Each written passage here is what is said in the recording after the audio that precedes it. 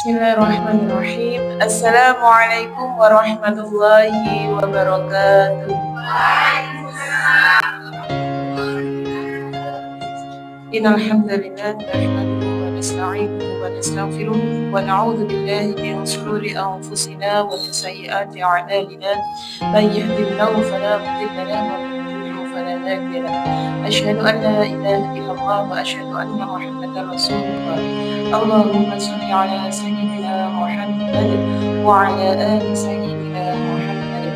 Allahumma inni a'udzu bika an adilla أو أضل أو أسل أو أزل أو أظلم أو أظلم أو أجهل أو يجهل علي. ربي زدني علما ووسع لي في رزقي وبارك لي فيما رزقتني واجعلني محبوبا في قلوب عبادك وعزيزا في عيونهم واجعلني وجيها في الدنيا والآخرة ومن المقربين يا كثير النوال يا حسن الفعل يا قائما بلا زوال يا مبدئا بلا مثل فلك الحمد ولك المنة ولك الشرف على كل حال. اللهم اقسم لنا من خشيتك ما تحول به بيننا وبين معاصيك ومن طاعتك ما تبلغنا به جنتك ومن اليقين ما تهون به علينا مصائب الدنيا ومتعنا بأسماعنا وبصارنا وقوتنا ما أحييتنا واجعله الوارث منا. ربنا أتمم لنا نورنا واغفر لنا إنك على كل شيء قدير. ربنا آتنا في الدنيا حسنة وفي الآخرة حسنة وقنا عذاب النار. وصلى الله على سيدنا محمد وعلى آله وصحبه وسلم والحمد لله رب العالمين. Alhamdulillahirrahmanirrahim. Ibu-ibu jamaah kajian kafa, bagaimana kabarnya hari ini? Alhamdulillah, luar biasa. Tetap semangat. Allahu Akbar. Masya Allah, Alhamdulillahirrahmanirrahim. Tetap semangat ya, semangatnya luar biasa ya, Masya Allah. Ya, selalu luar biasa ya, mudah-mudahan kita juga kelak di hadapan Allah menjadi hamba yang luar biasa gitu ya, Masya Allah.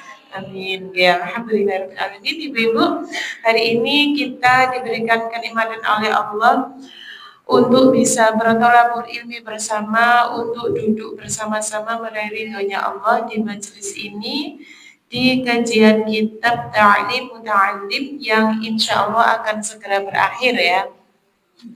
Kurang sedikit lagi gitu ya, insya Allah. Mudah-mudahan rencananya ini tadi mau saya jadikan 1 kali pertemuan, tapi kok kayaknya terlalu panjang. Iya, ya insya Allah 2 atau 3 kali pertemuan lah, insya Allah. Gitu ya, mudah-mudahan Allah mudahkan semuanya.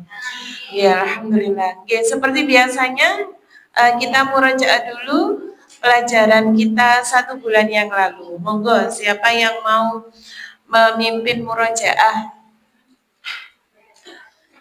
Monggo. Tawaduk semuanya ya kalau begini ya. Nggih, sinten monggo. Bu Hesti. Ya, betul. Nggih, monggo.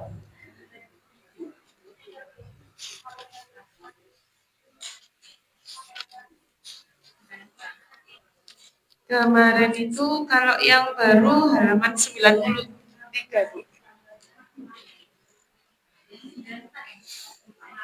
Wahukia awalnya kemarin 93 yang bawah wahukia an-rajulaini. Nggih, bawa sendiri. Wahukia an-rajulaini kharaja fi talabil ilmi bil ghurrati wa kana syarikaini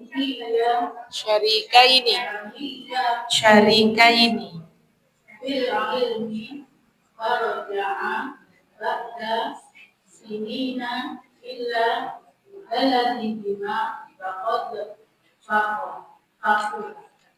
faquha ahaduhuma walam yaqudil aqabu fata'amna fuqaha al-baldati wasa'alu ani jati Halima. hal Halima. halima Wa tikrorihima.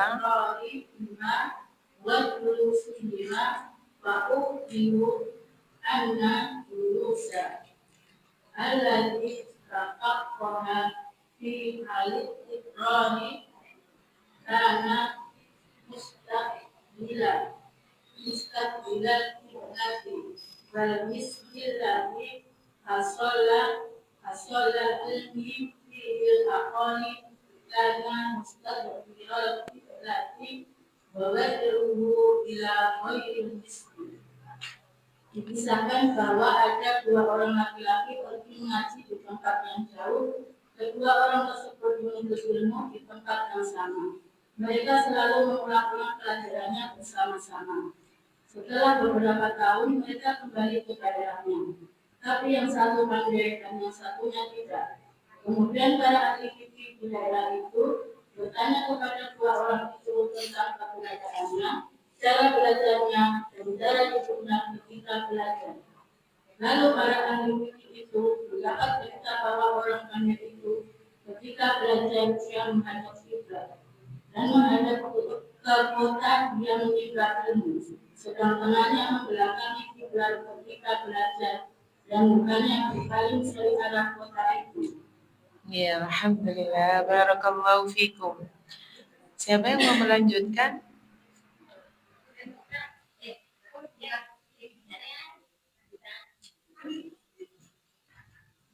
Monggo Bu Catherine. Fatafaqal ulama'u wal fuqaha'u antal faquha dibarkatis iqbalil iqlati idhuwas sunnatu fil jalusi illa 'inda darurati wajibarkati du'a'il muslimin. Fannal misra la yakhlu anil ubadi wa ahlil khair al-zahir wa al-abidan minal ubadi da'alahu fil lain Nggih. Maka para ulama dan fuqaha bersepakat bahwa orang yang pandai tersebut karena mendapat berkatnya menghadap kiblat. Karena menghadap kiblat ketika belajar hukumnya sunnah, dan karena berkat doa orang-orang Islam yang menghuni kota tersebut, karena penduduk kota tersebut ahli ibadah yang selalu mendoakan orang yang belajar ilmu agama di mana-mana. Ya, alhamdulillah. Barakallahu fikum. Sinten malih yang mau melanjutkan kurang? Iya, kemarin lumayan banyak ya pembahasan kita. Bu Endang, ya monggo.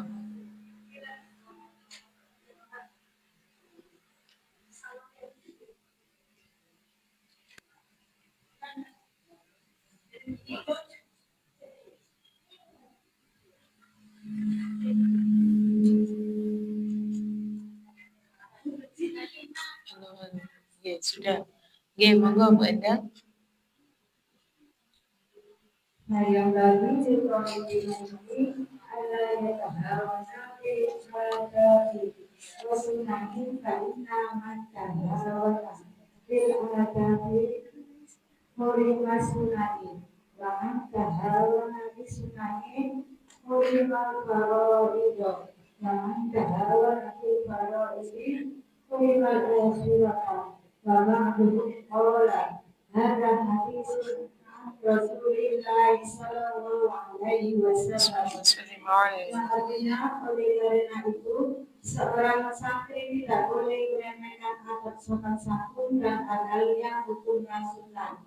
Karena orang yang meremehkan adab pasti dia terhalang dari hal-hal yang sunnah. Barang siapa meremehkan ibadah sunnah, maka dia pasti berharap dari ibadah fardu.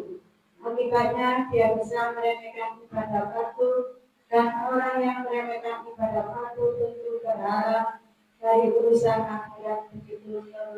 Hadis Rasulullah Sallallahu Alaihi Wasallam. Alhamdulillah, barakallahu fikum. Oke. Siapa lagi yang melanjutkan? Putini, monggo. Iya.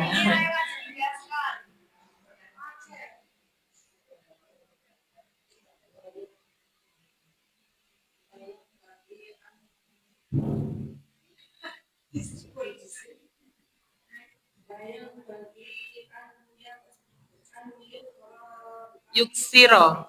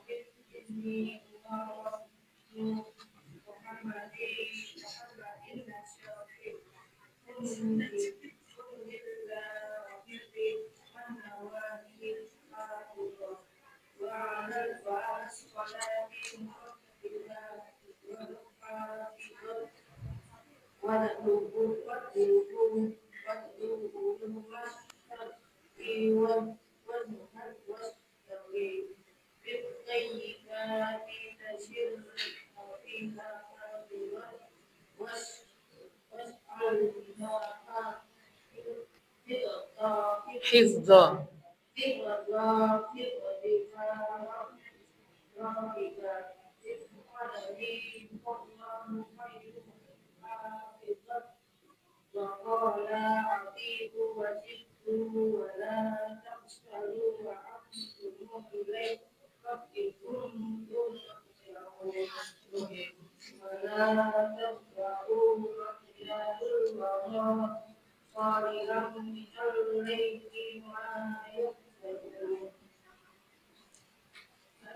Seorang santri harus berbanyak sholat, harus khusyuk ketika melakukan sholat, karena hal itu dapat bagi memperoleh ilmu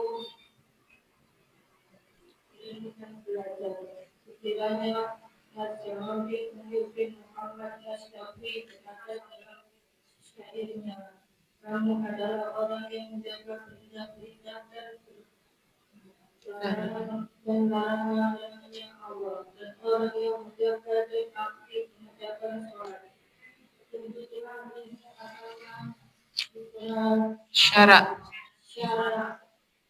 Dia telah mempelajarinya sambil memohon pertolongan melalui amalan yang baik. Niscaya kamu menjadi orang ahli ilmu agama. Memohonlah kepada Tuhanmu agar hafalanmu dipelihara dari kelupaan olehnya, karena kamu orang yang suka akan mengarahkannya. Allah adalah sebaik-baik zat yang memelihara. Dia juga berkata, taatilah pada Allah dan bersemangatlah. Jangan bermalas-malasan pada hal yang tidak berbalik padanya. Jangan hanya ikut pandang baik-baiknya aku adalah orang yang terpilih di dunia. Alhamdulillah, barakallahu fikum. Sekalian ya Bu, kurang satu paragraf. Dulu. Ya, alhamdulillah. Monggo. Yang bagi Aniyastasibu dan Hiba. Ayastashiba. Ayastashiba. yang bagi Aniyastasiba dan kami ala kulli halin li abu wa ila man lam yakudit dan tahu di mujira ras mujira hikmatu di bagi wayang bagi an yakuna fit terkari Bayadul Bayas Kasih Balis Barokah Berubah Masak Bilang Kadang hadisah biasa. Seorang pelajar harus selalu membawa buku setiap waktu untuk telaan. Dikatakan dan siapa yang tidak ada buku di sakunya, maka tidaklah melekat hikmah dalam dirinya. Pelajar harus mencatat di bukunya apa yang digelar dari sebelumnya. Alhamdulillah, barakallahu fikum. Ya, jazakumullah jami'an. Ya, alhamdulillahirabbil alamin. Ibu-ibu, kalau pertemuan kemarin kita membahas tentang sifat sikap warok ya, berhati-hati dalam menghadapi segala hal gitu ya, terutama ketika kita seorang thalib ya, seorang penuntut ilmu, itu kita juga dituntut untuk warok gitu. Warok itu berhati-hati terhadap kehidupan dunia gitu. Itu kita juga disyaratkan untuk seperti itu sebagai seorang pelajar. Bahkan di sini disebutkan bahwasanya ada beberapa hal yang menunjang seorang pelajar itu untuk mendapatkan keberkahan suatu ilmu. Salah satunya sampai duduknya saja diatur ya, disunahkan untuk menghadap kiblat. Kemudian memperbanyak sholat gitu ya.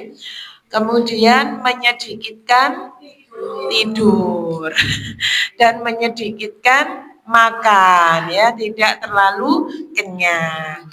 Apakah kita sudah bisa melakukan itu semuanya? Insya Allah ya, selalu berusaha ya. Nggih, selalu berusaha walaupun kalau liburan gini ya undangan rujaan itu hampir setiap hari ya. Nggih. Nggih, ini adalah salah satu cara, nggih, salah satu wasilah, salah satu usaha seorang santri, seorang penuntut ilmu bagaimana mendapatkan keberkahan dari suatu ilmu. Itu diatur gitu nggih. Ada caranya gitu nggih. Semata-mata apa? Semata-mata kita ini Bu, kalau kita ta'lim itu kita dilatih untuk menjadi orang yang asor. Asor itu merendah di hadapannya Allah. Karena setinggi apapun ilmu yang kita dapat gitu nih, sebanyak apapun ilmu yang kita dapat, kalau kita ini sombong, maka tidak akan ada keberkahan di dalamnya. Nah, ini kita diatur di kitab Ta'lim Muta'alim ini mengatur adab dari seorang santri ya, dari seorang thalib, dari seorang penuntut ilmu gitu ya. Bagaimana caranya untuk mendapatkan ilmu yang barokah. Mengapa kok seorang penuntut ilmu saja itu harus warok gitu nggih? Harus berhati-hati terhadap kehidupan dunia gitu nggih. Cara-caranya untuk menggapai warok tadi yang pertama adalah menjaga tata krama dan memperbanyak sholat gitu nggih. Intinya adalah kita ini menjaga adab kita ketika kita dalam suatu majelis gitu nggih. Itu kita jaga.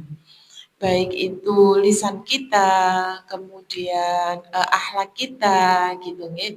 Jangan sampai mengganggu di majelis tersebut gitu nggih. Tuh, kemudian cara untuk menggapai warok yang kedua, wiroi gitu nggih. Itu adalah tidak sampai kenyang saat makan sebagaimana yang diajarkan oleh Rasulullah, makanlah ketika kamu lapar, berhentilah sebelum kenyang. Kalau kita makanlah ketika pingin, berhentilah ketika sudah kenyang. Nah itu ya. Terus kita meneladani siapa Bu kalau kita melakukan seperti itu? Nggak tahu saya, silakan dijawab sendiri-sendiri ya gitu. Kemudian yang kedua, yang ketiga, semakin seseorang itu memiliki sikap warok, maka akan semakin bermanfaat ilmunya. Kok bisa? Iya, karena dalam dirinya berarti lebih mementingkan kehidupan akhirat daripada kehidupan dunia, gitu nggih. Walaupun dunia itu memang ad-dunya mazra'atul akhirah. Dunia itu adalah ladangnya kehidupan akhirat, tetapi bukan tujuan utama, gitu nggih. Berpikir bahwasanya hanya akhiratlah tujuan utama seorang manusia, seorang hamba gitu ya. Sehingga mengambil dunia itu hanya seperlunya saja, sebutuhnya saja gitu ya, tidak yang berlebihan. Kemudian yang keempat, cara untuk menggapai sikap waro adalah tidak bergaul dengan ahli maksiat. Ahli maksiat di sini maksudnya itu tidak hanya nyusaw yang melakukan maksiat besar atau dosa besar, tetapi adalah disebutkan kemarin bahwasanya menghindari orang-orang yang banyak melakukan kerusakan gitu ya. Orang-orang yang banyak melakukan kezaliman, termasuk juga orang-orang yang banyak syuhul, banyak sibuk untuk hal-hal yang tidak bermanfaat gitu nggih. Karena dalam kitab hikamnya itu disebutkan seseorang yang lalai sejenak saja dari Allah itu sudah tercatat sebagai maksiat gitu ya. Jadi maksiat itu bukan hanya melakukan dosa besar, Bu. Ya dosa besar itu kan ya syirik kepada Allah, kemudian apa Bu ya? Ya banyak sekali gitu ya, melakukan apa Bu?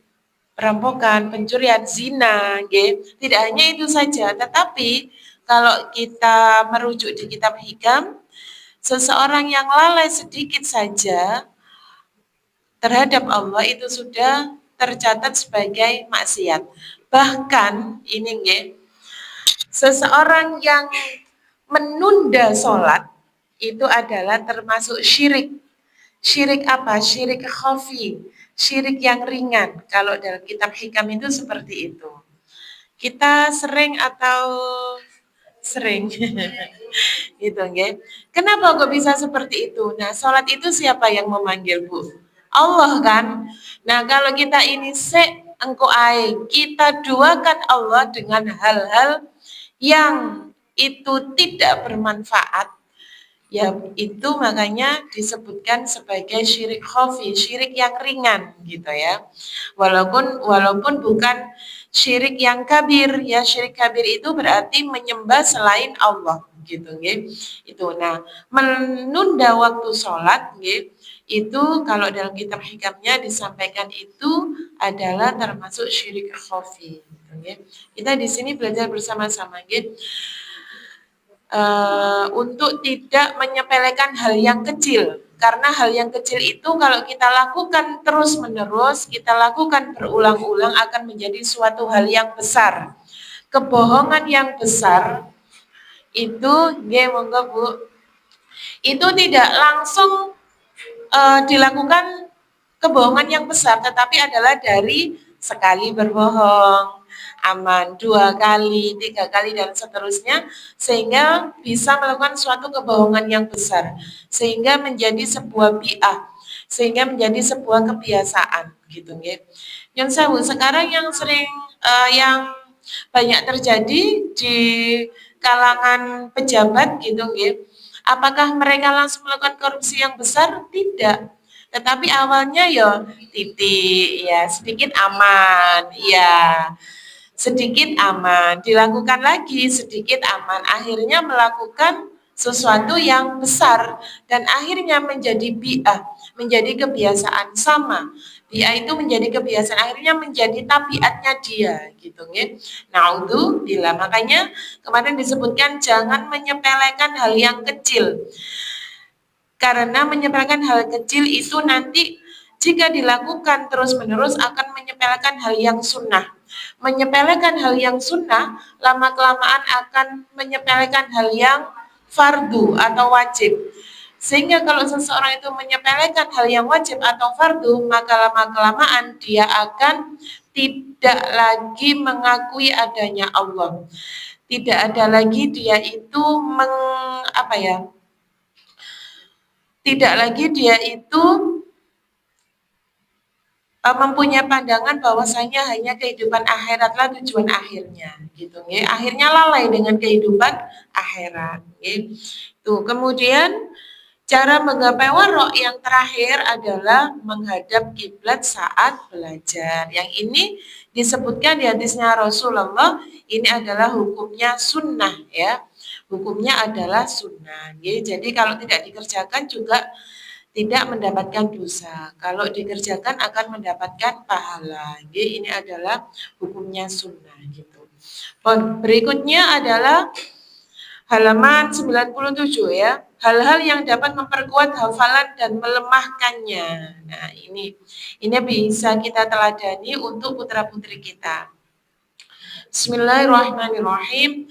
Wa aqwa, dan sebab kuatnya. Wa aqwa, dan lebih kuatnya, asbabil hifdi, sebab-sebab kuatnya hafalan. Apa? Al-jiddu, bersungguh-sungguh. Wal muwadhabatu, dan istiqomah. Wa taqlilul ghida, dan menyedikitkan makan. Loh, disebut lagi Bu ya. Wa sholatul lail, dan sholat malam. Wa qiraatul Qur'an, dan membaca Al-Qur'an. Min asbabil hifzi, adalah salah satu dari sebab-sebab kuatnya hafalan. Jadi kalau kepingin hafalan kita kuat, putra-putri kita itu memiliki hafalan yang kuat, di samping kemarin itu juga adalah menjaga sikap warok, tetapi ada lagi yang pertama bersungguh-sungguh ya. Sebagaimana itu dalam syair, manjadda wajadda. Siapa yang bersungguh-sungguh maka dia akan mendapatkan hasilnya. Kalau jenengan bersungguh-sungguh menjadi seorang hamba yang taat kepada Allah, maka insya Allah pasti akan mendapatkan ridhonya Allah. Jika ridhonya Allah sudah didapatkan, maka insya Allah juga akan mendapatkan surganya Allah. Selama kuncinya bersungguh-sungguh. Sungguh-sungguh niku guys, mboten ate tola-tole Bu. Ketika sudah berazam ingin melakukan apa, maka fa idza azamta fatawakkal 'ala Allah. Maka ketika seseorang sudah berazam, maka fatawakkal 'ala Allah. Maka dia akan bertawakal kepada Allah, dalam artian apapun cobaannya tidak akan gampang oleng gitu ya. Tidak akan gampang oleng gitu ya. Jadi ya sudah teguh pendiriannya gitu ya. Tuh, wal muwadhabatu, dan istiqomah. Istiqomah itu terus menerus. Istiqomah itu tidak hanya di awal, tetapi adalah di awal sampai dengan akhir gitu ya. Sampai dengan akhir. Dan menyedikitkan makan. Nah, ini gitu ya. Kenapa Bu kok menyedikitkan makan? Karena yang sering kita rasakan, kalau perut kita kenyang itu biasanya nopo Bu gawanane? Ngantuk. Nah, kalau ngantuk berarti sudah males belajar, enake yo klesetan gitu nggih.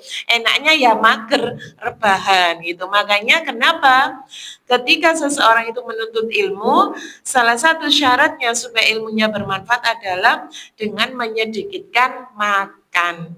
Tetapi sekarang itu semakin banyak kuliner gitu ya. Semakin banyak kuliner kan, sehingga kita ini membelinya bukan karena kebutuhan tetapi karena keinginan. Betul, ngincipi ono kafe nyar buka. Ngincipi kok ada seblak baru buka, seblak prasmanan bisa gitu ya. Iya. Gitu nggih. Apakah salah seorang yang membukanya? Tidak salah. Yang salah adalah kita yang mungkin kurang bisa mengendalikan wala kula tuas dodol usada lak sepi. Tidak juga, karena Allah itu sudah memberikan rezeki setiap hambanya gitu nggih. Memang ya di kondisi saat ini kita ini dipaksa untuk menjadi orang yang segala sesuatunya itu bukan karena kebutuhan tetapi karena keinginan. Kita dipaksa untuk menjadi orang yang konsumtif gitu ya, sehingga Ya gajian suami kita kadang ya nggak nutut sampai akhir bulan gitu ya. Gitu ini saya jadi curhat jadinya. Nggih. Nggih, itu nggih. Jadi kita kendalikan nafsu. Nafsu itu kan sebenarnya dari pusar sampai dengan lutut. Itu nafsu kan. Dari pusar perut kita, itu nggih. Kita kan pengennya ya itu tadi membeli sesuatu untuk mengenyangkan perut kita, gitu nggih. Bahkan yang tadi saya jelaskan para orang-orang di sana yang melakukan kezaliman dengan mengambil hak rakyat, mereka apa? Mengenyangkan perutnya, mengenyangkan keluarganya, mengenyangkan semua anak keturunannya. Ya apa caranya meneh anakku iki war kabeh gitu ya.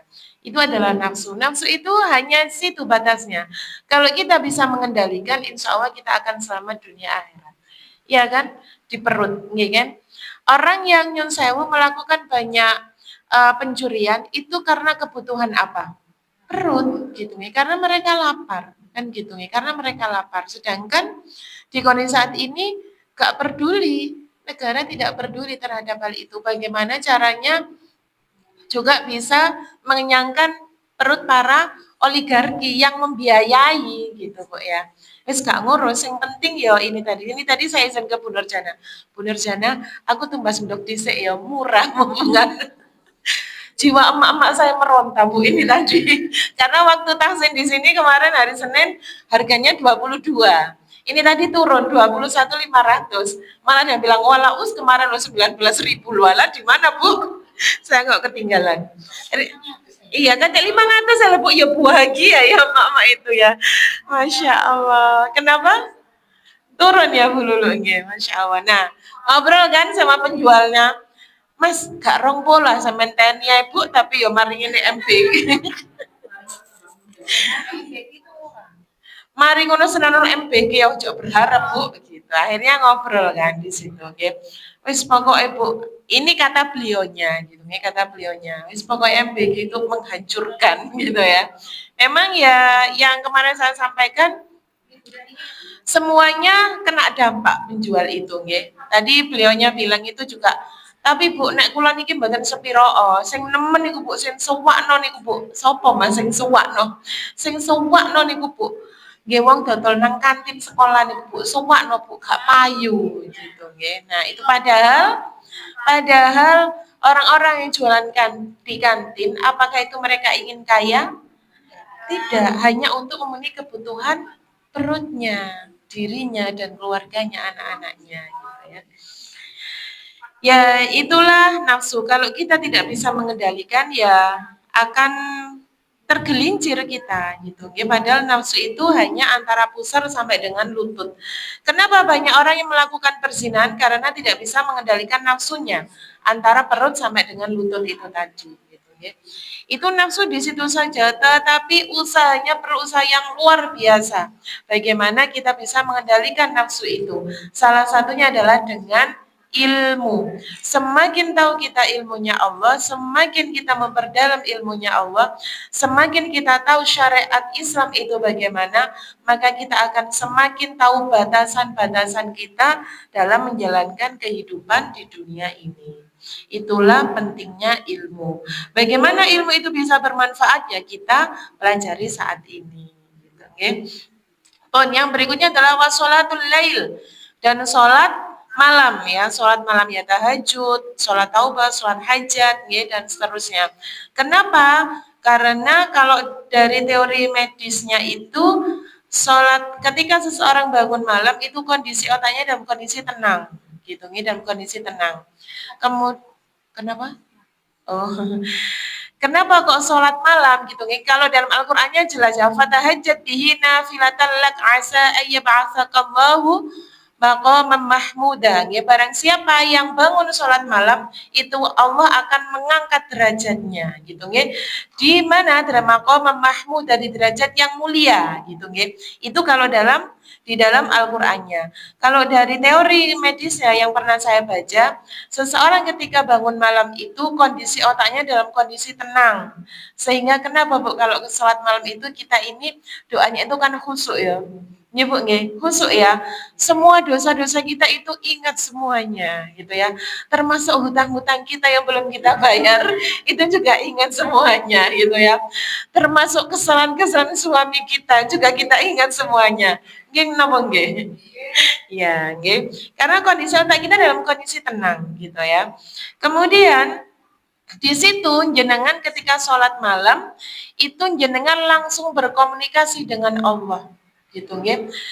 Kenapa? Karena di saat orang yang lain sedang tertidur, jenengan bangun gitu nggih. Langsung berkomunikasi dengan Allah. Disitulah waktu yang mustajabah ketika kita ini memanjatkan segala permohonan kita gitu nggih. Makanya salah satu sholat sunnah setelah sholat fardu yang disunnahkan itu adalah yang paling kuat disunahkan itu adalah sholat malam. Gitu ya, diusahakan ya, Bu ya. Di sepertiga malam. Caranya bagaimana? Tidak banyak maksiat ketika di siang hari. Gitu nggih. Tidak tidurnya tidak terlalu malam. Kalau Rasulullah dulu niku saringnya itu adalah setelah sholat Isya. Kira-kira jam 9, jam 10 Rasulullah itu sampun sari gitu nggih. Nanti jam setengah 1, setengah 2 beliaunya sudah bangun untuk sholat malam. Dan Rasulullah itu sholat malamnya sampai dengan kakinya bengkak gitu nggih. Kalau kita sholat malamnya sampai geringgingan, Masya Allah. Nggih, luar biasa. Kenapa? Iya, kadang keturun ya. Sering ya, nggih. Nikmat memang ya, ketika kita sholat malam nunggu sholat subuh itu kan nikmatnya tidur ya.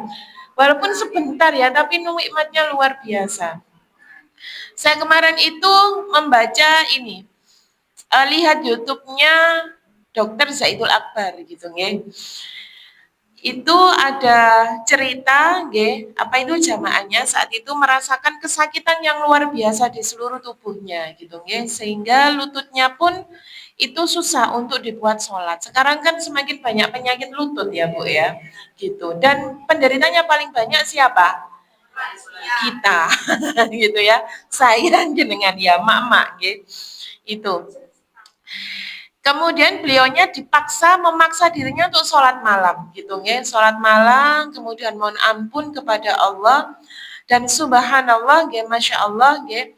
Ternyata setelah sholat malam itu beliaunya sama sekali tidak merasakan kesakitan, gitu nggih, masya Allah. Ini salah satu berarti buktinya waktu yang mustajabah kita untuk berdoa. Kemudian yang kedua adalah memang kita komunikasinya ini langsung sama Allah gitu nggih. Langsung tidak ada hijab, tidak ada penghalang di dalamnya. Tuh. Kemudian yang kedua wa qiraatul Quran dan membaca Al-Qur'an gitu ya. Al-Quran itu kalau dibaca, dikeraskan, maksudnya itu sampai terdengar telinga kita sendiri, itu bisa menjadi syifa, bisa menjadi obat gitu nggih. Makanya kalau baca Quran jangan dalam hati, jangan gremeng ya Ibu-ibu ya, gitu nggih. Ini makanya Bu Nurjan itu semakin memperbanyak kelompok tahsin gitu ya, Masya Allah. Mudah-mudahan memberikan keberkahan kepada beliau sekeluarga dan kita semuanya. Karena di kitab ini jelas bahwa salah satu untuk memperkuat hafalan adalah wa qiraatul Quran gitu nggih. Kalau ngendikannya guru saya dulu, bacaan Quran itu adalah amalan sir, amalan rahasia yang nanti akan kamu mendapatkan barokahnya, mendapatkan fadilahnya ketika kamu mengalami berbagai macam kesulitan. Kok bisa-bisa tiba-tiba diberikan Allah kemudahan? Itu bisa jadi karena bacaan Quran kita yang istiqomah. Dan waktu yang paling baik untuk membaca Quran itu adalah ba'da maghrib, sepertiga malam, dan ba'da subuh. Itu Masya Allah luar biasa. Di samping untuk kesehatan kita juga fadilahnya sangat banyak sekali. Kalau bisa ibu-ibu sebelum jenengan melakukan aktivitas, itu jenengan membaca Quran. Minim itu 100 ayat. Kalau surah Yasin saja 83 ayat, berarti tambah sedikit lah, itu 100 ayat. Kalau apa itu yang pernah dijelaskan oleh ustadz saya seperti itu. Itu nanti jenengan akan mendapatkan keberkahan dalam satu hari itu. Diusahakan jangan gopo adang, jangan gopo belanja ya. Kalau tekniknya bisa diatur, bisa sambil masak nasi, bisa sambil baca Quran. Kalau memang sangat riwah banget gitu, itu bisa disambi seperti itu. Itu semuanya adalah min asbabil hifdi, di antara sebab-sebabnya kuatnya hafalan.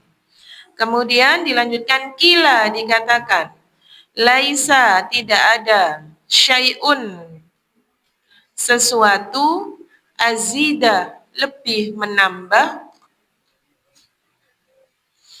lil hifdi terhadap kuatnya hafalan.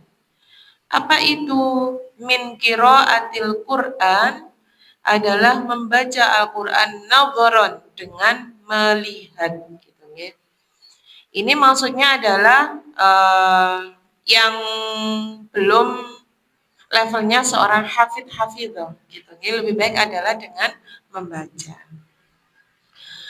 Wa qiraatul Qur'an dan membaca Al-Qur'an nadharan dengan melihat afdalu lebih utama.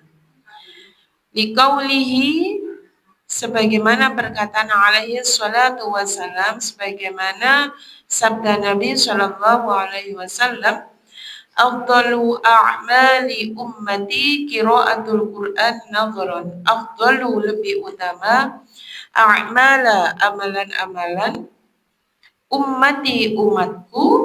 Apa itu? Qiraatul Qur'an nadharan, membaca Quran dengan melihat. Ya, jadi salah satu afdalnya amalan dari umatnya Rasulullah, berarti kita ya Bu ya, kita umatnya Rasulullah. Mudah-mudahan kita kelak ini diakui oleh Rasulullah sebagai umat beliau. Kuncinya meneladani semua ajarannya Rasulullah. Itu adalah apa? Afdalnya amal qiraatul Qur'an nadharan, membaca Quran dengan melihat. Kenapa? Supaya terhindar dari kesalahan, itu maksudnya. Kalau para hafidhah, beliau-beliaunya itu sudah tuntas, Bu. Jadi membacanya itu sudah tuntas, nggih.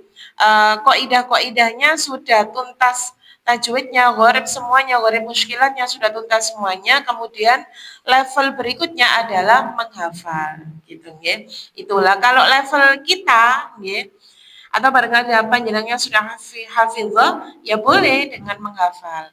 Tetapi kalau masih setengah-setengah, lebih baik afdalnya adalah dengan melihat, gitu nggih, sebagaimana sabda Rasulullah. Pun. Berikutnya, ro'a telah bermimpi siapa? Syaddad bin Hakim. Syaddad bin Hakim. Ba'da sebagian ikhwanihi temannya ba'da wafatihi sesudah meninggalnya. Meninggalnya siapa? Ikhwanihi ya, teman-temannya itu. Fil manami dalam mimpi. Faqala maka berkata li akhihi untuk saudara-saudaranya itu, ayu temukan syai'in sesuatu, bukan ayu, apakah ayu itu apakah, ayu apakah syai'in sesuatu wajadtuhu yang engkau temukan anfa'u lebih bermanfaat. Apakah ada hal yang lebih bermanfaat yang engkau temukan? Gitu, ya. Maksudnya di situ kalau diartikan secara keseluruhan. Qala berkata, qiraatul Qur'an nadharan, membaca Al-Qur'an dengan melihat. Okay. Ini jadi Syaddad bin Hakim itu bermimpi ya, tidur kemudian bermimpi melihat teman-temannya yang sudah meninggal. Dialoglah di situ, bertanya kepada teman-temannya itu, wahai teman-temanku, adakah sesuatu yang lebih bermanfaat yang engkau temukan? Maka teman-temannya di situ menyampaikan qiraatul Qur'an nadharan, membaca Al-Qur'an dengan melihat. Makanya Ngapunten, yang merasa bacaan Qur'annya belum bagus bisa segera untuk memperbagus bacaannya. Di kajian kafa sudah difasilitasi. Oke. Wa yaqulu, dan berkata, inda raf'il kitabi, ketika terangkatnya kitab, mengambil kitab atau membuka kitab maksudnya, itu mengucapkan apa? Bismillahi, dengan nama Allah. Subhanallahi, maha suci Allah. Walhamdulillahi, dan segala puji bagi Allah. Wala ilaha, dan tidak ada Tuhan illallah, selain Allah. Wallahu akbar, Allah maha besar. La haula, tidak ada daya, wala quwwata, dan tidak ada kekuatan, illa, kecuali, billahil aliyyil azim, kecuali Allah yang maha tinggi dan maha agung. Panjang ya doanya ya Bu ya. Jadi ketika kita ini mengambil suatu kitab, membuka suatu kitab, itu minim doanya seperti ini. Bismillahi subhanallah walhamdulillah wala ilaha illallah wallahu akbar la haula wala quwwata illa billahil aliyyil azim. Ini adalah bukti bahwasanya kita ini manusia yang lemah. Kita buka kitab saja, buka buku saja, kita itu bersandarnya kepada Allah. Gitu. Ya, maksudnya itu di situ. Buka buku itu kan remeh ya Bu ya. Buka buku saja gitu kan. Tapi kalau tanpa ada daya dan kekuatan dari Allah, itu kita tidak mungkin bisa membukanya. Nah, kalau tangannya sakit, tangannya yang sewu seperti teman saya kemarin cerita, beliaunya sudah tidak bisa beraktivitas lagi karena kakinya sakit sehingga harus di kursi roda. Bahkan tangannya saja itu ketika sakitnya kambuh itu tidak bisa digerakkan. Pegang pensil saja tidak bisa Bu. Jangankan pegang pensil, ya sudah begini saja gitu ya. Nah, itu menunjukkan lemahnya kita di hadapan Allah. Makanya dari hal kecil saja kita ini minta sama Allah. Di sini disampaikan membuka kitab saja itu kita juga minta sama Allah dengan doa ini tadi. Apa Bu? Bismillah, subhanallah, walhamdulillah, wala ilaha illallah, wallahu akbar, la haula wala quwwata illa billahil aliyyil azim. Diamalkan ya Bu nggih? Insyaallah. Nggih.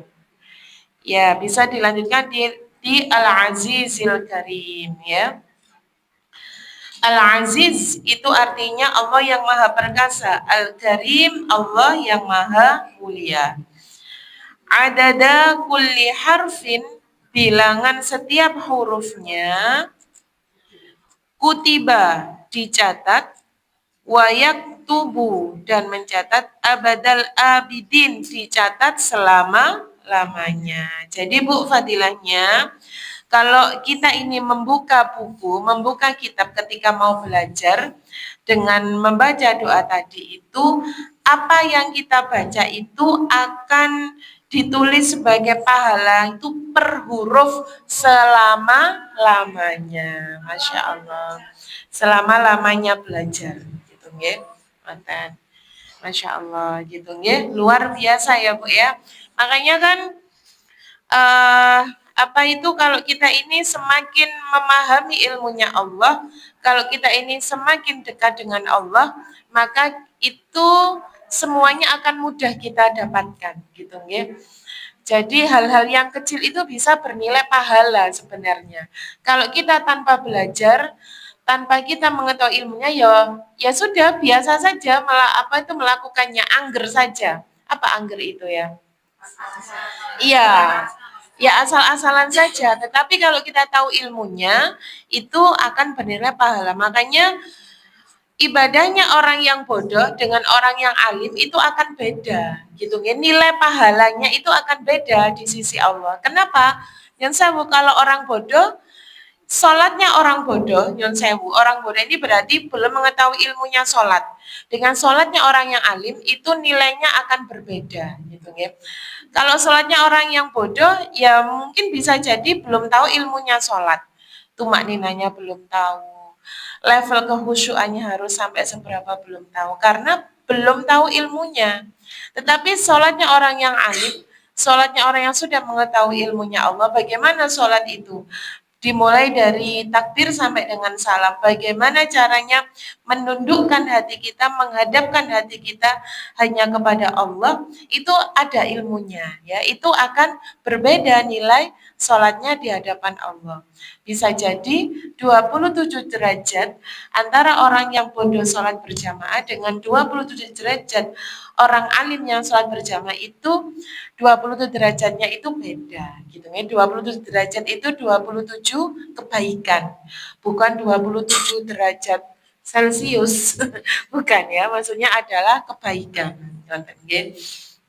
Jadi itu ibadahnya orang yang bodoh dengan ibadahnya orang yang alim mengetahui ilmu itu akan berbeda. Oh, dilanjutkan sekarang. Masih ada ya waktu. Wa yaqulu dan berkata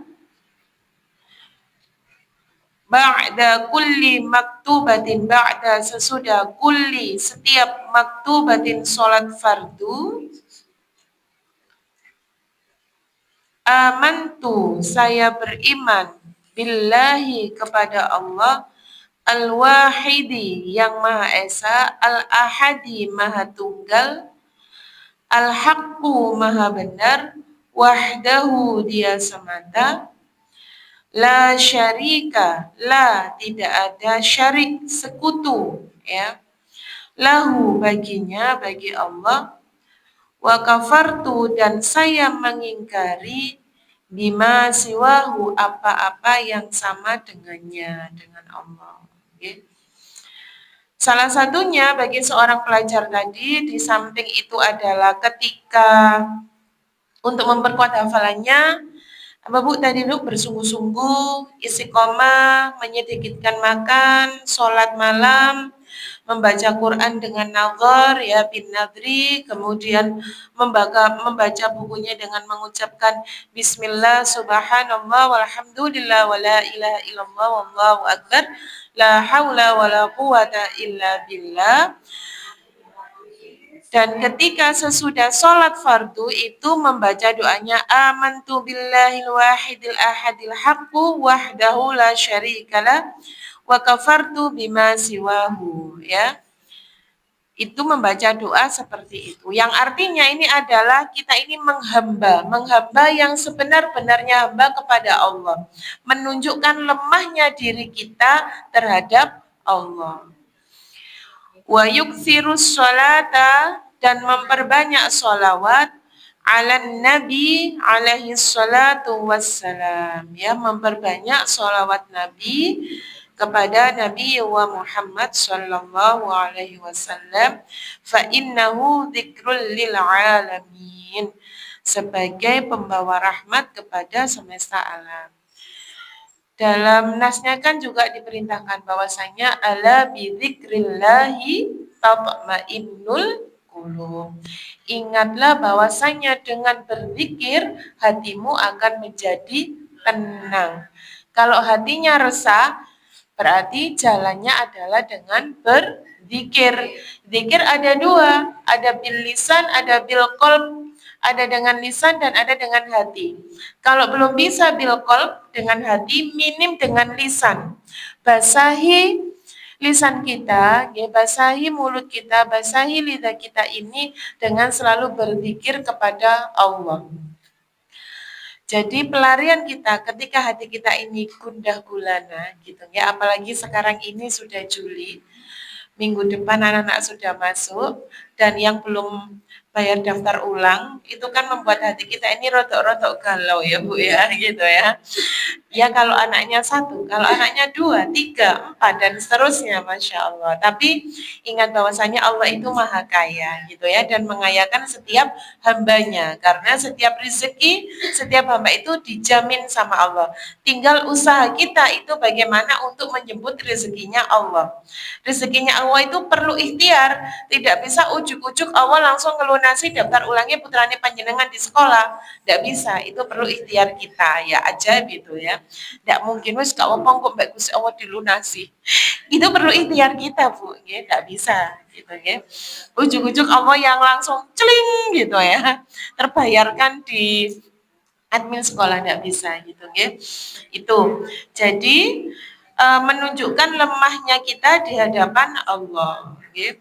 Yang berikutnya setelah sholat kita juga berdoanya memuji Allah. Ini adalah pujian Bu ya. Amantu billahil wahidil ahadil haqqu wahdahu la syarikalah wa kafartu bima siwa. Ini adalah pujian kita terhadap Allah. Kemudian memperbanyak sholawat.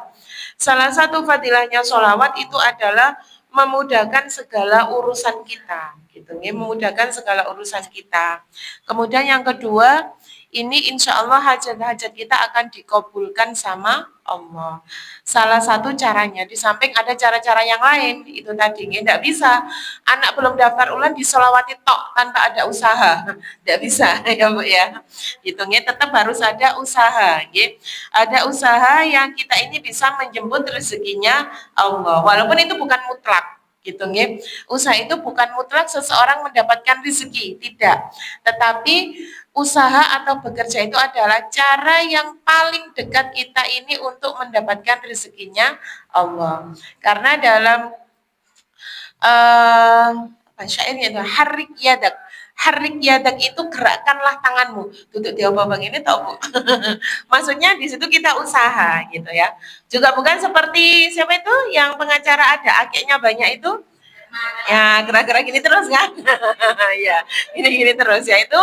Wah, itu berarti umat itu harik yadak gitu ya. Kalau kita umat muslim harik yadak itu adalah kita berusaha. Kita bekerja karena bekerja itu adalah salah satu cara terdekat kita untuk mendapatkan rezekinya Allah. Itu adalah kita ini melakukan usaha kita sebagai manusia gitu ya, di samping berdoa tapi kita juga berikhtiar lebih gitu ya, tidak hanya sholawat saja ndonga engko lak yo dilunasi mbek Gusti Allah, tidak bisa gitu ya, tetap harus ada usaha di situ gitu. Berikutnya kila syi'run, dikatakan dalam sebuah syair, syakautu, saya telah mengadu, ila, kepada Waqi', kepada Syekh Waqi', su'a hifzi, akan buruknya hafalanku gitu ya. Fa'arsyadani, maka beliau memberi petunjuk kepadaku, ila, kepada petunjuk apa? Tarkil ma'asi, untuk meninggalkan ahli maksiat. Fa innal hifdha, maka sesungguhnya hafalan, fadlun, itu adalah anugerah, min ilahi, dari Allah. Wa fadlullahi, dan anugerahnya Allah, la, tidak, yu'ta, diberikan kepada siapa? Li'asi, kepada ahli maksiat. Jadi di sini maksudnya apa itu Tolib tadi berkata kepada Syekh Waqi, mengadukan saya ini hafalan saya kok jelek sekali gitu ya. Kenapa wahai Syekh gitu. Kemudian Syekh Waqi tadi memberikan petunjuk, tarkil ma'asi, tinggalkanlah maksiat gitu ya. Maksiat itu kan memang banyak membuat kerusakan gitu ya, banyak membuat kerusakan gitu ya. Untuk ilmu saja itu akhirnya kalau seorang penuntut ilmu banyak melakukan kemaksiatan, itu juga ilmunya tidak akan bisa masuk. Hafalannya juga tidak akan menjadi hafalan yang kuat. Kalau kita seorang ibu-ibu gitu ya, yang kita ini selalu berusaha untuk menuntut ilmu, apa oh yo taklim bulan iko wis elingno warok, kok aku bulan iki lali yo apa warok iku yo gitu ya. Atau Dulu sudah disampaikan Ustaz Zunaifah tafsirnya surah Al-Baqarah ayat 150 itu apa ya? Saya kok wis lali yo pelajaran lagi. Nah, itu kita perlu evaluasi diri kita. Kita perlu muhasabah. Bisa jadi kita melakukan kemaksiatan. Termasuk kenapa kita ini misalkan kenapa saya kok susah sekali untuk sholat malam. Gitu nggih.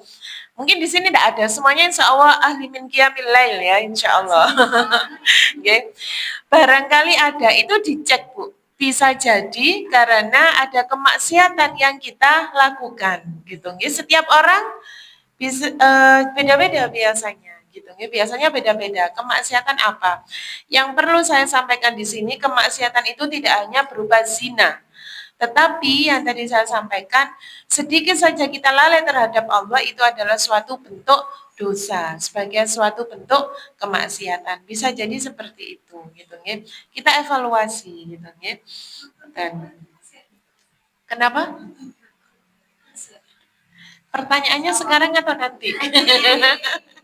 Iya. Dan di sini disampaikan bahwasanya fa'innal hifdha ya. Sesungguhnya hafalan itu adalah fadlun min ilahi, adalah anugerah dari Allah, gitu ya. Jadi seseorang yang bisa menghafal, putra-putri kita yang bisa menghafal Al-Quran, itu perlu kita ingat itu adalah fadl dari Allah, anugerah dari Allah. Jadi yang saya kadang kita ini lalai, anak saya loh sudah berhasil menghafal 30 juz dalam waktu 6 bulan misalkan. Masya Allah gitu ya. Kita lalai seakan-akan itu adalah usaha anak kita gitu ya. Usaha ustadz-ustadznya yang ada di bawah, tidak murni. Itu adalah murni fadl dari Allah. Wasilahnya, perantaranya adalah dari ustadz-ustadzah yang membimbing di pondok pesantren tersebut gitu ya. Dan itu harus kita jaga.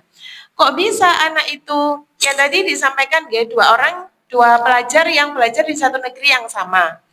Dalam beberapa waktu ketika pulang kok hasilnya beda. Yang satu ini menjadi seorang yang alim faqih fiddin, yang satu tidak. Kenapa? Apa tadi Bu? Karena tidak menghadap kiblat. Kemudian yang kedua apa? Tidak murojaah ilmunya gitu nggih. Nah, ini disebutkan wa fadlullahi la yu'ti li'asi, bahwasanya anugerahnya Allah itu tidak diberikan kepada orang yang ahli maksiat gitu ya. Seseorang yang ahli maksiat itu akan terjauh dari fadlnya Allah, dari anugerahnya Allah, terutama ilmu. Kalaupun diberikan oleh Allah ilmu, ilmunya itu bisa jadi tidak menjadi ilmu yang barokah. Gitu ya. Barokah itu apa, Bu? Ziyadatul khair. Ini kalau disampaikan saya Ustaz Suneva mungkin wis 1000 mungkin ya. Iya. Jadi barokah itu adalah ziyadatul khair, bertambahnya kebaikan gitu ya, bukan bertambahnya uang. Saya sodako 10.000 pagi ini kok sore saya belum dibalas awas 100.000 ya. Bukan berarti begitu. Tetapi adalah ketika jenengan sodako mendapatkan barokah dari sodako itu akan bertambah kebaikan. Bisa jadi kebaikannya suami jenengan rezekinya ditambah, putra putri panjenengan dimudahkan Allah dalam menuntut ilmu. Itu bisa jadi barokahnya, ziyadatul khairnya adalah di situ. Bukan uang sama Allah dibalas dengan uang gitu ya. Tapi bisa jadi juga seperti itu. Terserahnya Allah, terserah Allah. Allah memberikan fadl seperti apa, terserah Allah. Kita sodako ya sodako saja, wis gak usah ngurusin dibalas Allah piro, dibalas Allah apa. Itu kita pasrahkan sama Allah. Kalau ngurusi seperti itu kalau dalam kitab hadis Arba'in Nawawi itu namanya kita ini hitung-hitungan sama Allah dan seperti layaknya seorang pembeli dan penjual dan pembeli. Hitung-hitungan kan, kita sodako, kita minta ganti sama Allah. Ya Allah, saya sudah sodako 10.000 ya Allah, ganti dengan 100.000 ya Allah. Nega diganti ya Allah, aku murang-murang ya Allah, aku mekot ya Allah. Nah, itu kalau kita seperti itu berarti kita ini hitung-hitungan sama Allah. Layaknya seorang penjual dan pembeli.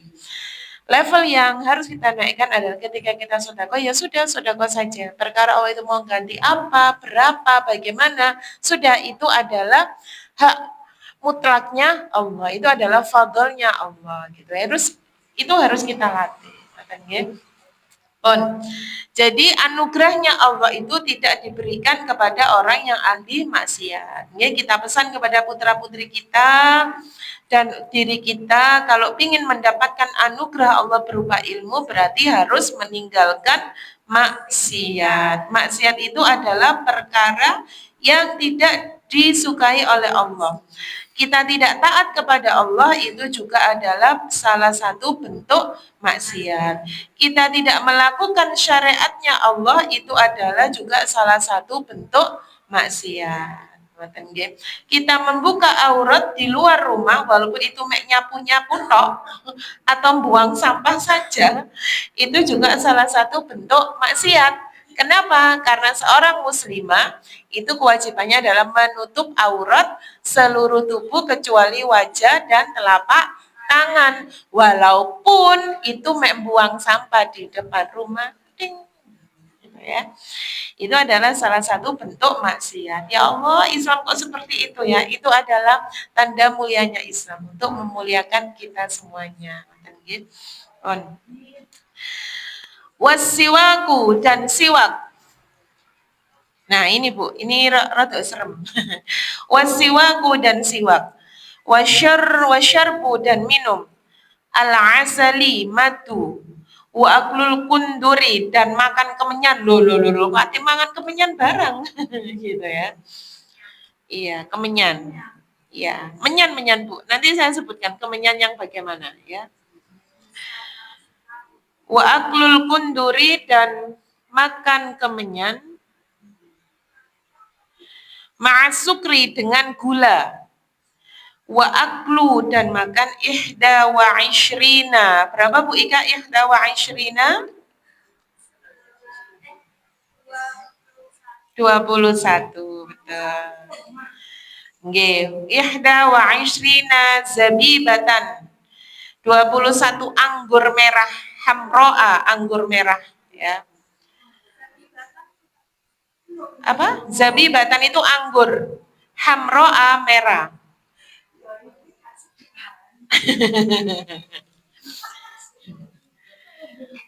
Kulla yaumin, setiap hari. Iya. Alarriki dalam keadaan lapar, alarriki dalam keadaan lapar, yurithu menyebabkan al-hifdha kuatnya hafalan ya. Masya Allah ya, luar biasanya. Semakin kita menyelami ilmunya Allah itu semakin luar biasa ya Bu ya. Ternyata menuntut ilmu saja untuk mendapatkan ilmunya Allah yang manfaat barokah itu ada cara-caranya gitu nggih. Salah satunya ini wasiwak dan siwak gitu nggih. Dibiasakan Bu siwak. Iya. Siwak itu pakai kayu siwak gitu ya. Ya bukan gosok gigi ya, bukan, beda. Siwak gitu nggih. Saya ini pengalaman ya, mertua saya itu sampai sedo umur 64 insya Allah abah mertua saya itu. Itu beliaunya giginya tetap utuh, putih, bersih. Kenapa? Karena setiap saya perhatikan setiap beliau mau sholat, baik itu sholat fardu atau sunnah, itu pakai siwak beliaunya. Gitu, kayu siwak, kayu siwak itu. Iya, macam-macam ada cantolkan G. Iya, tapi bisa dicuci Bu, biar enggak bau. Ya, bisa dicuci. Ya, bisa dicuci. Padahal itu sunnah. Ya, itu sunnah. Gitu ya. Enggak juga, enggak perlu. Iya, kan cuma digosok gini saja, kanan kiri sudah. Nggih. Iya, bukan pengganti gosok gigi ya Bu ya. Menggunakan siwak itu bukan pengganti gosok gigi, gitu nggih. Jadi itu sunnah, salah satu sunnah dari Rasulullah itu adalah menggunakan siwak, gitu nggih. Nah. Kenapa? Ya tetap gosok gigi. Sunnahnya itu sebelum sholat. Ya, sunnahnya sebelum sholat. Nggih. Nah, salah satunya apa ini supaya kuat hafalannya? Wasiwaku, menggunakan siwak gitu nggih. Sebelum mau sholat, sebelum belajar menggunakan siwak. Ya monggo, ini kan sunnah gitu ya. Kadang kita ini kan yang tidak biasa itu kok kayak kok nah ya dicuci Bu, saya 1 minggu sekali ya nyuci siwak gitu ya. Wasyurbul asali dan minum madu, wa aklul kunduri dan makan kemenyan. Lo kan sudah heboh kan? Iya, lo ya kan ajarannya kan? Ya, karena kita belum tahu ya.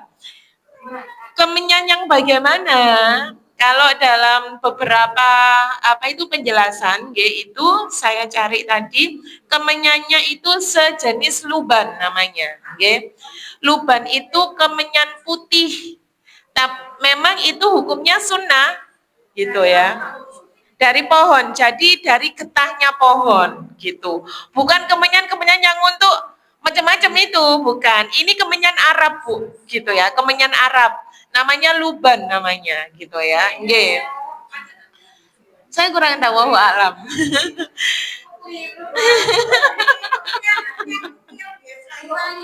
Apa? Kemenyan biasanya itu warna apa, Bu?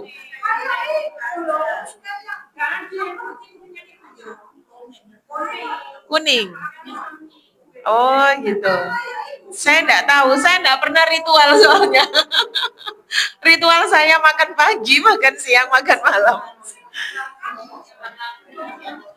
Ya, pokoknya di sini yang dimaksud kundur di sini itu adalah kemenyan putih, ya. Ini adalah kemenyan Arab.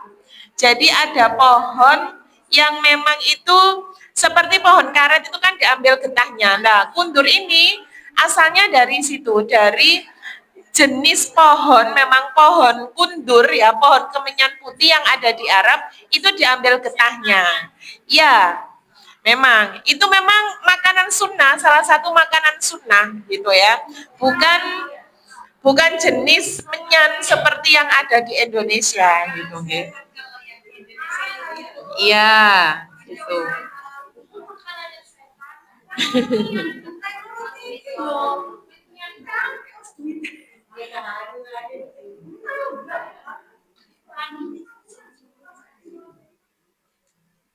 Bentar. Namanya ini luban ya, luban. Jenisnya itu adalah luban, getah kemenyan Arab. Kalau istilah ilmiahnya itu Frankincense. Sopo? Bukan ces, Bu. Frankincense gitu ya. Dan ada hadisnya ya. Ini hadis keutamaan luban, al-luban gitu ya. Bentar.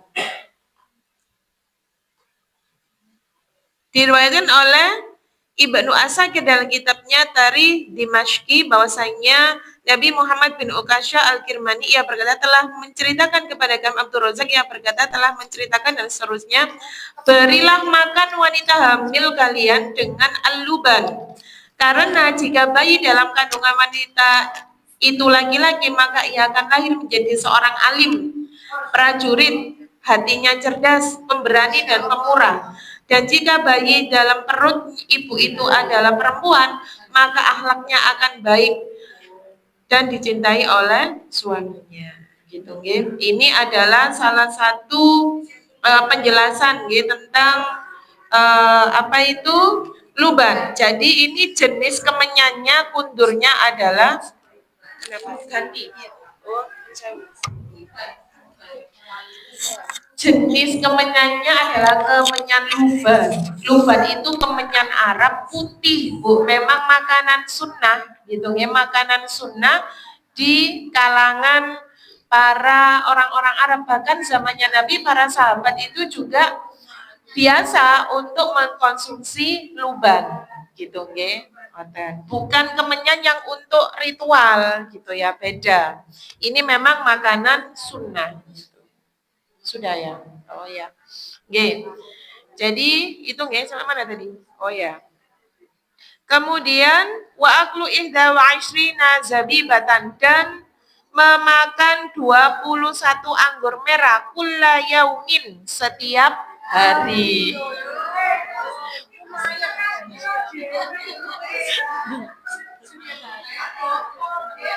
Orang zaman dahulu, para sahabat, iya, para sahabat gitu, itu kan kalau untuk ilmunya Allah mereka ndak hitung-hitungan gitu, selama itu untuk ilmunya Allah, selama itu untuk syariatnya Allah, ndak hitung-hitungan kan gitu, jadi walaupun apa itu banyak ya tetap dikeluarkan gitu, apalagi bangsa Arab itu kan sama Allah diberikan karunia berbagai macam keistimewaan ya. Salah satunya buah tin, kemudian tadi kundur jenis luban, kemudian anggur merah itu kan buahnya gitu, Jadi mereka ya enggak hitung-hitungan Bu, kalau kita di sini kita harus beli gitu ya, mahal lagi apa meneng kono MBG wis beroperasi. Wis tambah luarang pisan gitu ya. Ya, ekonomi sulit sekarang. Bukan sulit lagi tapi sulit. Pakai shin ya. Sulit jadinya. Astagfirullah. Kenapa? Masya Allah sudah pakai shin, lamnya di tasdid Bu katanya Bu Nurjana. Jadi sulit. Pakai tak apa pakai tok? Pakai tok jadi sulit kok. Subhanallah gitu ya.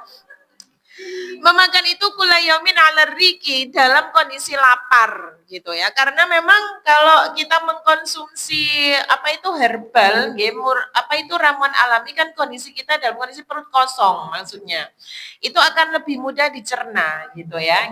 Akan lebih mudah dicerna gitu, Silakan dicoba karena salah satunya tadi disebutkan bahwasanya luban itu tadi kundur yang jenisnya luban itu makanan sunnah yang salah satu kandungannya itu bisa menambah kecerdasan anak gitu. Oke. Oh, silakan dicoba ya. Ya. Ya, cari ya. Cari nanti scroll di keranjang kuning atau oranye atau hijau, biru dan seterusnya silakan. Itu palsu ya. Kurang sedikit ya Bu Nurjana. Wa yushfi dan menyembuhkan min kathirin dari banyaknya minal amrodi penyakit wal asqomi dan berbagai macam penyakit. Minal amrodi itu dari berbagai macam sakit ya. Amrod itu jamaknya dari maridun sakit. Wal asqomi dan berbagai macam penyakit ya. Jadi mengkonsumsi ini tadi yang diramu berarti madu campur kundur luban campur gula, campur 21 anggur merah, itu diminum ketika kondisi perut lapar atau kosong, fadilahnya, faedahnya bisa menguatkan hafalan, menyembuhkan berbagai macam sakit dan berbagai macam penyakit. Ya masuk akal ya memang, iya karena ini kandungannya kan alami gitu ya. Wa kullama yuqallilu dan setiap apa yang mengurangi al-balghami dahak warrutubati dan cairan tubuh yazidu fil hifdi itu menambah hafalan wa kullu dan tiap-tiap apa yazidu menambah fil balghami dalam hal dahak yuritun nisyani menyebabkan lupa.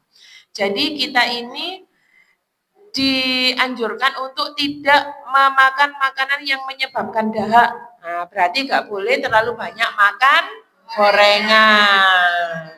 Ya kan, betul kan? Ya. Iya, karena makan tidak hanya gorengan ya. Itu sulit kok ya. Iya enak ya. Memang makanan yang enak di mulut sampai tenggorokan pasti tidak enak di badan, tidak enak di perut, gitu ya. Itu sudah kuncinya begitu. Jadi untuk mengurangi makanan yang menyebabkan dahak. Kenapa Bu? Nek dahak itu kan akhirnya kelar, akhirnya kemarin, akhirnya watuk. Kalau sudah batuk akhirnya tidak bisa belajar. Apalagi seperti kita ibu-ibu yang sudah agak iya, sudah usia so sweet ya, menjelang swidaan. Itu kan kalau sudah batuk terus itu kan akhirnya ya bolak-balik ke kamar mandi. Engsele rodok lecek. Ngoten nggih. Kan gitu ya. Akhirnya seperti itu gitu nggih. Dan menghindari makan makanan yang tidak menyebabkan dahak gitu nggih. Karena hal-hal seperti itu akan menyebabkan lupa ya pasti saya kan ngapalno titik ya. Ar-Rahman 'allamal Qur'an. Waktu ke kamar mandi mengulangi lagi ya mulai dari awal lagi. Itu logikanya seperti itu, Bu. Makanya di sini di awal disampaikan makanannya apa ya yang alami gitu ya, yang alami saja gitu ya, nggak usah yang aneh-aneh. Kalau sekarang kan semakin aneh semakin dicari ya. Kenapa? Karena penasaran. Kembali lagi ke kondisi saat ini kita dipaksa itu memang untuk menjadi seorang yang konsumtif. Gitu ya, bukan karena kebutuhan tetapi karena keinginan. Dan gepon. Wallahu a'lam bishawab.